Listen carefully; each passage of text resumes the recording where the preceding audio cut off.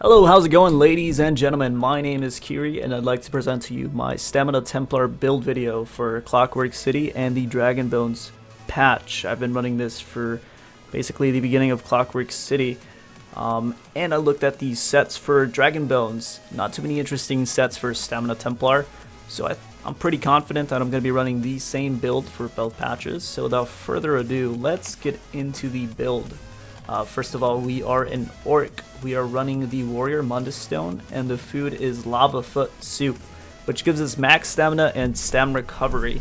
No max HP, we'll be getting max HP through other means. We have 8 points into HP, 56 into stamina. This is about 1,000 extra HP. We're also going to be getting HP through Orc and triglyphs on our armor. So the sets that we're wearing is 2-piece Blood Spawn and 5-piece Automaton. 4 on the let me just get sets real quick, and 5-piece Fortified Brass. So the way we're running this is 4 Fortified Brass on the body and 1 on the weapons on each bar. Very easy to craft the weapon that you want, so that's why we're running it on the weapons. And then the Automaton is 3 jewelry, 1 body, 1 weapon. So we're running, again, all triglyphs for the max HP and the other resources. Triglyphs are pretty expensive, I understand that. So if you don't want to run all triglyphs, you can run maybe 2 or 3 triglyphs on the big pieces. So head, chest, and legs, and then the rest is just a mix of stamina and HP, depending on what you feel more comfortable with. So all impenetrable on the armor, all weapon damage on the jewelry, and Nirnhone infused defending. The glyphs is Oblivion, Disease, and then back bar absorbs stamina. So a quick tip about absorbs stamina. This is going to be giving you maybe like about 60 recovery over the course of a regular fight. Which isn't too shabby, but if you need more sustain with this build, and I understand some people do, you can make this absorb stamina glyph and add it to your front bar instead of your back bar, which will give you a whopping amount of stamina recovery on your front bar, especially if you have an infused weapon. About 150 more stam recovery. Since you're always going to be light attacking on your front bar, you're always going to be proccing the absorb stam glyph, and you're always going to be getting stam back, especially if it's infused. You get even more stamina back. Ideally, you'd want to go Oblivion damage and absorb stam, but you can do whatever you feel. You can swap. You can do disease, absorb stam, whatever you want. But you shouldn't have too much trouble because you have repentance and you have, heavy attacks and shards that you're going to be getting from your groups, etc. You should be okay. Now, fortified brass instead. So if you look at my previous build, we had the same setup, blood spawn, automaton, but instead of fortified brass, we had Hunning's Rage. Now, when we think about what we're trading off with from Hunning's Rage compared to fortified brass, I think we're actually getting a lot more from fortified brass, and let me explain. So Hunning's Rage gives you max stamina, stamina crit, and weapon damage, not necessarily in that order, but the crit that we were losing from Hunning's Rage we're getting right back from wearing a dagger. So we have about the same crit, but in fortified brass, as we did in Hunning's Rage.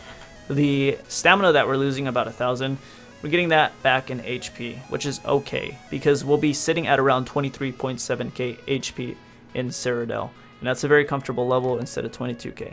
That's an okay trade.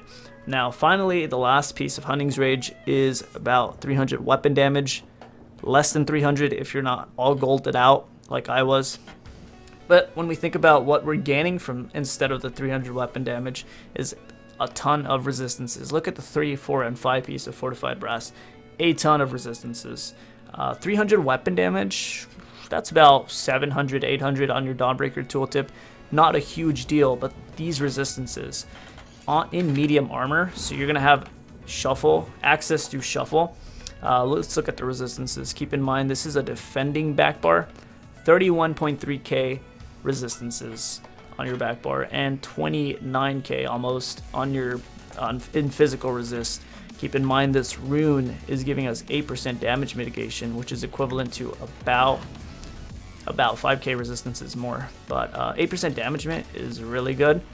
If Blood Spawn procs, this is going to be hitting 37k, and it gives you another you know, 6k resistances, so about 35k over here.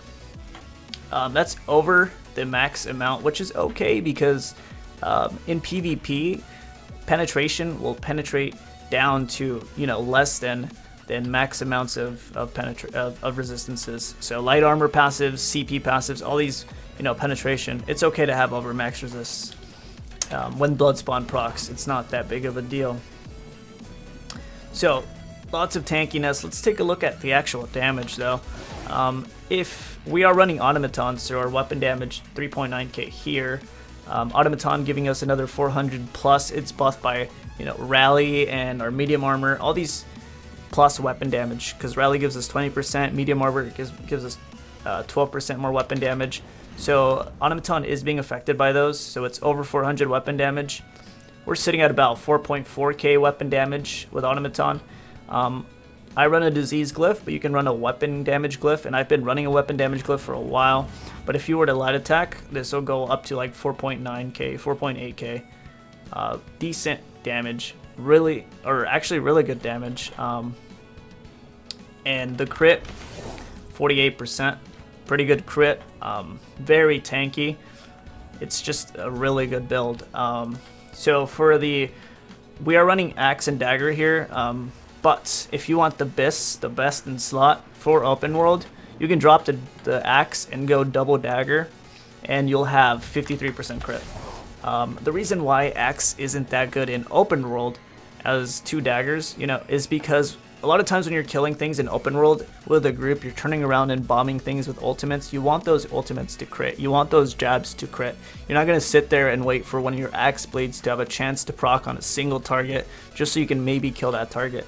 So double daggers, especially if you're being guarded, which gives you more crit damage, is super good in open world. You can just do what I did here and have one of each, because in duels, double axes is BIS. It's best in slot.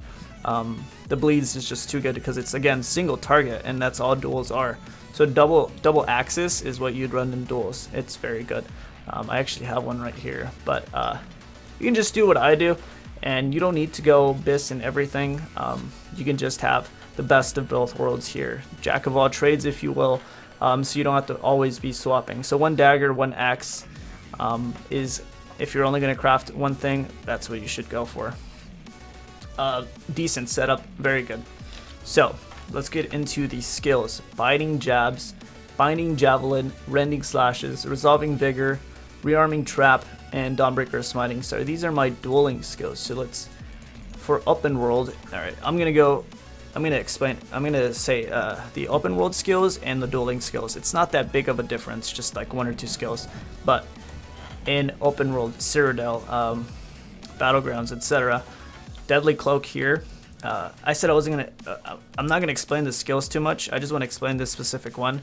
25% damage mitt on all AOE is the biggest reason why we're running. You know, the damage is nice too, but 25% damage mitigation on things like Siege and almost all offensive enemy ultimates are gonna have some form of AOE or hard-hitting skills like jabs or sweeps or even subterranean assault. This is gonna be mitigating by 25%. Plus our resistances and our 8% damage mitt from our rune and our blood spawn, and we can purify and we can show. It's just, you're so tanky in this setup, it's crazy. So that's why we run this in open world.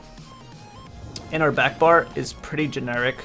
In open world, this is what we usually run: extended ritual, restoring focus, repentance, rally, shuffle, and remembrance. So the ultimates are the same in whatever situation you're in.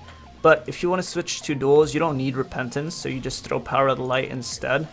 And in Deadly Cloak is nice in duels, it's okay, but I feel like you get more value from rearming trap. A little more value from this skill slot from rearming trap, and you can use this super effectively. If you want to learn how to duel on Stamina Templar, I have a very short video, less than 5 minutes, that explains, or that gives you one tip for Stamina Templar versus every single class. So it'll show you, it'll give you a tip. Stamplar v Magzark, Stamplar v Magnite Blade, Stamplar v, you know, Mag Warden, anything. It'll give you a tip. It's a very short video. It's lots of information. Also, I'm gonna be releasing videos. This is going off on a tangent here really quickly though. For Stam Warden, one tip versus every class as well, and it's gonna have a very special guest that you guys probably are familiar with, popular streamer and YouTuber. So keep an eye out for that. I'm gonna be trying to go over every single class. It's gonna be a series. Anyway, back to the build. So those are the skills that we're running for open world and for dueling, respectively. Immovable pots, that's a given. So CP, probably the last thing that we're going to be covering. Blue tree here, we have, I don't want to explain too much the CP and why I run it, just pause it if you need to. Those are the setups. 31 into Mastered Arms. Do want to cover this really quickly. We used to run less, about 10, 11, or 12 or something like that. Now we run 31. We pump this up because this affects our Dawnbreakers, and Dawnbreakers are a huge component of your burst. So this scales decently well. 31 points is a good number. None into Blessed, etc. But you can add points into there if you would like. Orange Tree, you want to have at least 75 into here just for this passive. And you want to have at least 120 in this CP tree for that passive. Everything else doesn't really matter that much. Personal preference on this tree, I like having 120 just for the War Mount passive. It's not huge, but this is just my preference. You can run that if you'd like. And everything else, again, doesn't matter too much. So that's the CP, that's the sets, that's the skills, and that's pretty much the build. Thank you guys all for watching, and I will keep a lookout for the next upcoming tip videos. Yeah, thank you guys, and peace.